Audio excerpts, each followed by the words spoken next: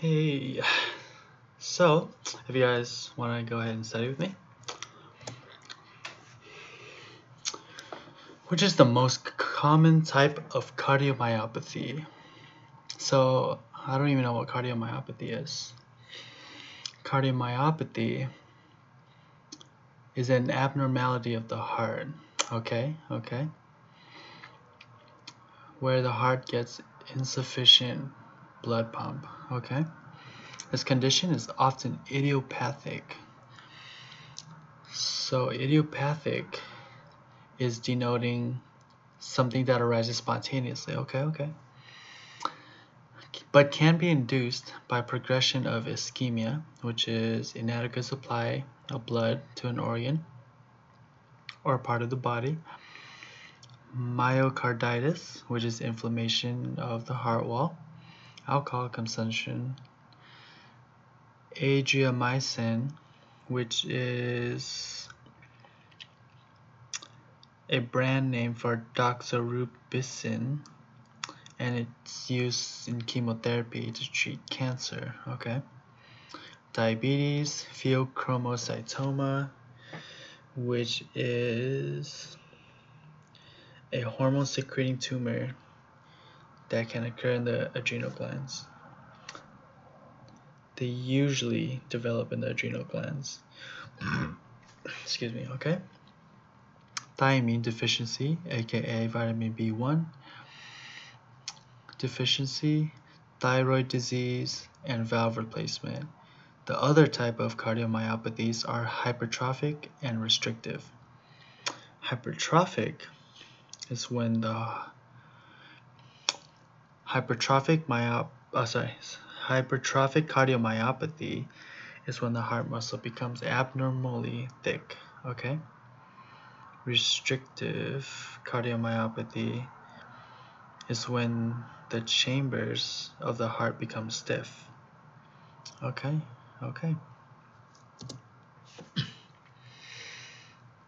What drugs have been shown to regress LV hypertrophy and reduce LV mass?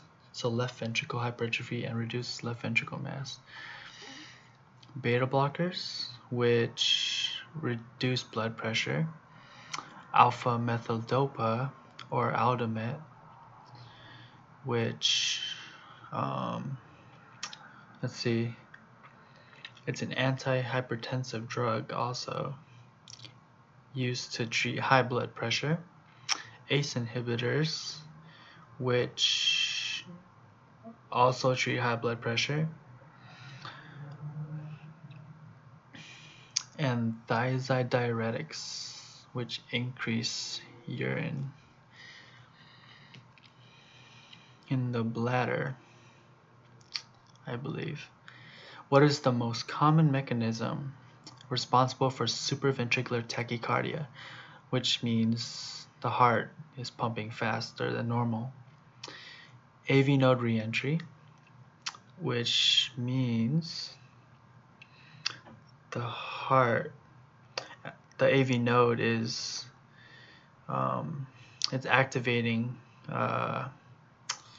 it's activating prematurely, so the heart's not getting enough blood flow. And I don't quite remember where the nodes are in the heart. So the SA node starts with the SA node first and then travels down to the AV node. So this is where this is the most common mechanism responsible for SVT. Okay. It'll go from AV to bundle of His, and then it'll go all the way down to the Purkinje fibers. Okay.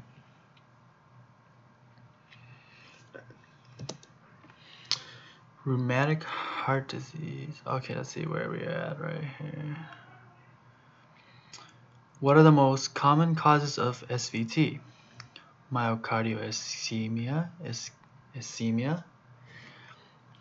myocardial infarction, aka heart attack, congestive heart failure, pericarditis. Rheumatic heart disease. which is a condition where the heart valves have been permanently damaged by rheumatic fever. And I should write down what pericarditis is. Mitral valve prolapse, which is a condition in which the flaps of the mitral valve don't close properly, and they prolapse upward into the left atrium instead of pointing downwards. Okay.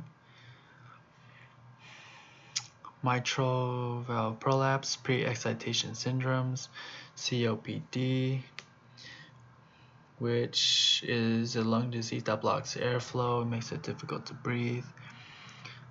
Chronic obstructive pulmonary disease, ethanol intoxication, hypoxia, lack of oxygen, pneumonia, which is fluid filled in, which is when a bunch of fluid fills the air sacs of the lungs.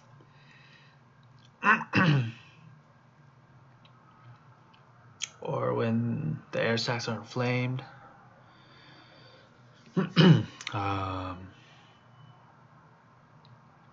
Sepsis, which is when chemicals are released in the bloodstream to fight an infection, triggering inflammation throughout the body. Okay. And digoxin toxicity. It's an antiarrhythmic and blood pressure support in common brand names: Digox, Lanoxin, Pediatric, Lanoxin. And I don't quite remember which is the systolic and diastolic. So systolic is when the heart contracts. Diastolic is when the heart relaxes. Okay. What are the physiologic characteristics of dilated cardiomyopathies? Reduced ventricular ejection fraction, high end diastolic filling volumes and pressures, reduced cardiac output, and high pulmonary capillary wedge pressures. And wedge pressure is measured by inserting a catheter with an inflated balloon into the artery, and that estimates the arterial pressure. Dyspnea is difficult or labored breathing. What are the common clinical presentations that can occur with a dilated cardiomyopathy? Fatigue, exertional dyspnea, which is difficult breathing, or orthopnea, which is difficulty breathing lying down, but should get better when you sit. They commonly have an S3 and an LV-RV heave. So S3 is referring to the heartbeat, I believe, and LV-RV. Okay, that's it for today.